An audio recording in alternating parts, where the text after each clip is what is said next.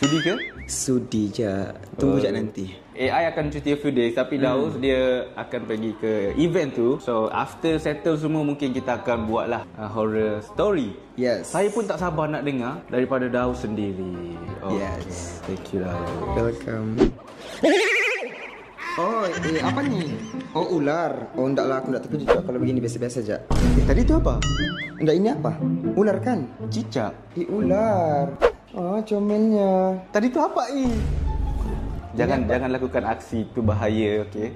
Comel. Ini ular lidi ataupun ular daun. Oh, Kenapa kau tak terkejut? enggak biasa je. Tadi tu dia macam impress. Wow, ular.